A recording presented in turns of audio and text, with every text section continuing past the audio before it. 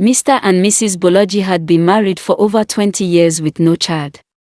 They lived in a face-to-face public yard, peaceful, not too crowded, always clean, and filled with people who adored them. Everyone loved the couple for their kind hearts and prayed endlessly that God would bless them with a child. They loved children deeply. They settled fights, advised young girls, paid school fees, and shared gifts with the kids in the compound. They visited orphanages often, carrying bags of clothes, toys, and food. They were medically fine, completely healthy, yet the cry of a baby never filled their home. Sometimes their faces looked gloomy, the weight of childlessness quietly pressing on their hearts, but their love for each other never faded for a single moment.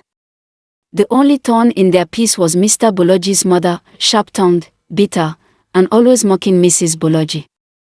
She would throw careless words around, blaming her for the delay, but Mr. Bolaji never tolerated it. Many times, he had walked his own mother out of his house, warning her never to insult his wife again. His love for his wife was stronger than any insult anyone could throw. After 21 long years, the couple still held on to their faith. They kept praying, fasting, giving, and staying kind to everyone around them. They never changed, never stopped believing. And then, in the 22nd year, something happened. One Saturday morning, Mr. Bolaji left for work. Mrs. Bolaji stayed home, feeling a strange dizziness and a slight fever.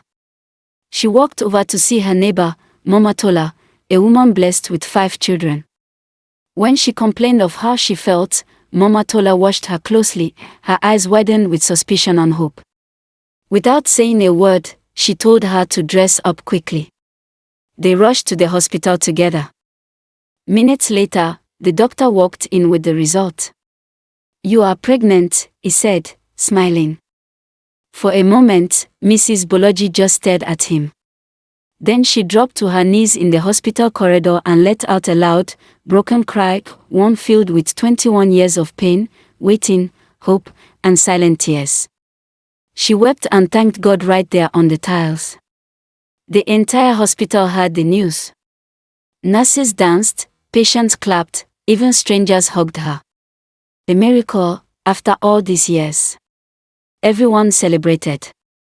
Mr. Bolaji received the news at work and let out a shout of joy. His colleagues lifted him up in excitement. For the first time in decades, laughter followed him like a shadow. Their home became a place of pampering and care. Neighbors fetched water for her, cooked for her, cleaned for her, and made sure she lacked nothing. It was as though the whole community was carrying the pregnancy with her. Months passed, and finally, the baby arrived, a healthy baby boy. The entire compound exploded with joy. Music blasted from speakers. Powder covered the air like white smoke. Men danced barefoot, women shouted praises, children ran around with excitement. It was more than celebration, it was victory.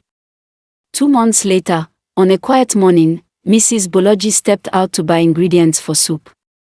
Only one person was in the compound, Chioma, the teenage daughter of a neighbor. She sat at the corridor, pressing her phone. Mrs. Bolaji handed her the baby gently.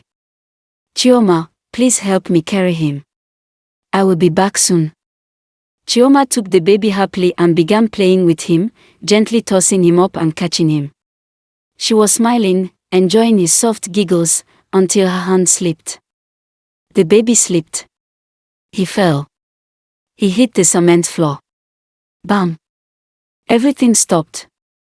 Chioma froze. Her heart tore open instantly. She rushed to lift the baby. His body was limp. Too still. Too quiet. He wasn't breathing. "No, no, no," she whispered, trembling from head to toe. Sweat soaked her neck. Her hands shook uncontrollably. Fear wrapped around her like a cold chain. This cannot happen. Not this baby. Not after everything, she cried, her voice cracking. She looked around, silence. No one had seen her. She fell to her knees with the lifeless baby in her arms. Tears flowed uncontrollably. She shook as she prayed. God, please. Please. This couple waited 21 years for this child. I cannot be the one to take him away. Lord, please. Come and do your miracle. Do not let this baby die in my hands. God, you cannot be mocked. Come and prove yourself. Please. Please. She cried harder, rocking the silent baby. Her tears dropped on his face. Her voice broke into whispers, then into sobs. At that moment, footsteps approached. Mrs. Bolaji had bought what she needed and was almost at the gate of the yard. Chioma's voice shook as she whispered one last plea. God, please. She's coming. You must do something. And then it happened. The very moment Mrs. Bolaji stepped one foot into the compound, the baby jerked slightly, then cried out loudly, sharply, strongly. Where? Chioma gasped. Relief swept across her body like a rushing wind. She held the crying baby to her chest and wept again, this time with gratitude. God had answered her. God had rescued her. Nobody knew what had happened. Not a single soul. Mrs. Bolaji returned, smiling and completely unaware of the miracle that had taken place behind her. Thank you, Chioma, she said warmly as she collected her baby. She breastfed him, laid him to sleep, and continued her day in peace. But Chioma never forgot. She carried that secret miracle in her heart for 1 whole year. She didn't tell her friends, her mother, or even the pastor.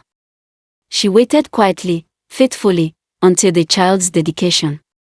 When she finally stood before the church to testify, the entire congregation froze. Mouths hung open. Tears flowed. Even the pastor's voice broke with emotion. It was a miracle inside a miracle. The Bolojis wept and hugged her. The compound rejoiced again. Food was shared, music played, laughter echoed. God had done the impossible twice. Nothing is ever too hard for God. Sometimes, all you need is patience, faith, and a heart that refuses to give up.